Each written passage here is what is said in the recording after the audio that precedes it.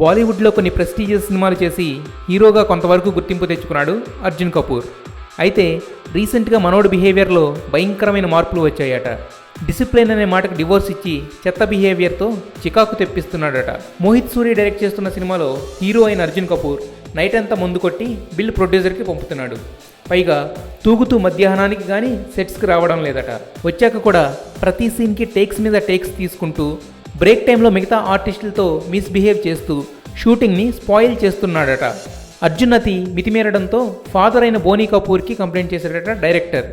బోనీ కపూర్ కూడా స్వయంగా ప్రొడ్యూసర్ కావడంతో ఆ దర్శక నిర్మాతల అవస్థను అర్థం చేసుకుని కొడుక్కి క్లాస్ పీకాడట. కీ అండ్ కా సినిమా చేసిన దగ్గర నుండి ఇలా తయారయ్యాడు అర్జున్. బ్యాడ్ బాయ్లా చిల్లర వేషాలు వేస్తూ చీవాట్లు తింటున్నాడు. కరీనాకు రొమాంటిక్ మెసేజ్లు పంపి రేడియో స్టేషన్లో ఆర్జేపై చేయి చేసుకుని అందరి నోళ్లలో నానిన అర్జున్ ఈ రీసెంట్ ఇన్సిడెంట్తో మరోసారి నాన్ సెన్స్ న్యూస్ క్రియేట్ చేశాడు. ఆయనది ఏమీ ఇన్పుట్ లేదు. రొమాంటిక్